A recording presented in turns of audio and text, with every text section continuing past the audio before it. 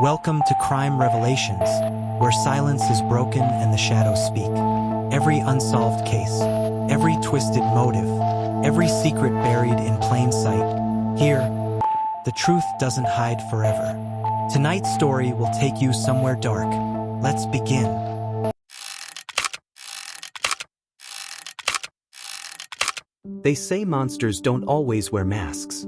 Sometimes they live in the room next to yours. Sometimes they eat at your table. And sometimes they make you dinner. Houston, Texas. Summer of 1965. The sun hung heavy in the sky. Memorial Day weekend. Most families were gathered for barbecues and baseball. But at 1815 Driscoll Street, in the quiet Montrose neighborhood, a horror was unfolding behind a white picket fence and drawn curtains. It was June 23rd when police received a call. A welfare check request. A nephew hadn't heard from his elderly aunt and uncle in days. The couple, Fred and Edwina Rogers, were dependable, always answering the phone, always home. The officer knocked. No answer. He stepped inside. The house was still. Too still. No sound. No light. Everything appeared in order until he opened the refrigerator. Inside were shelves lined with neatly wrapped packages of meat. But something wasn't right. The cuts were too large, too irregular, and underneath the stack, two human heads, staring back in frozen silence. Fred and Edwina Rogers had been murdered, dismembered, and placed inside their own refrigerator. And their son, Charles Rogers, the man who lived with them, was gone. Gone without a trace. Fred Rogers was 81, nearly blind, a former real estate agent. Edwina, 72, was his caretaker. Small in stature, soft-spoken. Their neighbors described them as polite, routine-bound, utterly unremarkable.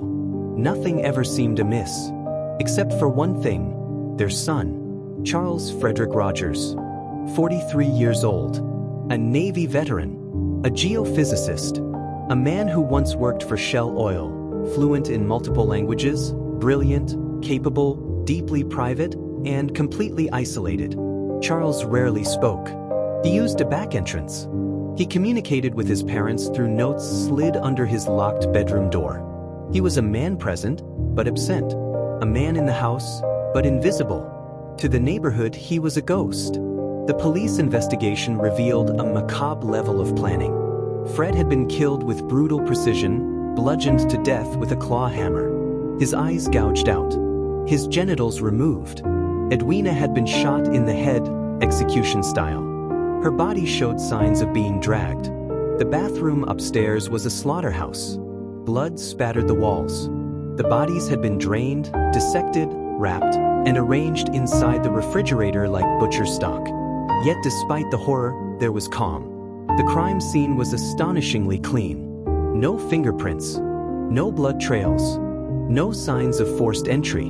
Whoever had done this had done it methodically. With patience. With skill. The only clue? Charles's room. It was locked. When police removed the door, they found a near-empty space. No clothes. No papers. No photographs. Just a desk. A bed. And a makeshift passage, tunneled through a closet wall, leading into the attic and out the back of the house. He had vanished. But who was Charles Rogers, really? Born in 1921, Charles was a prodigy. Pilot, a linguist, a scientist. He joined the Navy during World War II. Worked as a seismologist. He had access to topographical intelligence and classified energy research. But in the 1950s, he quit. Just walked away. From there, he retreated into silence. No job. No phone. No bank account. Yet he traveled. Bought books in bulk. Maintained a private pilot license. Always in cash. Always off the grid. Neighbors reported they hadn't seen him in over 5 years. And now they might never see him again. The manhunt began. Posters. Warnings.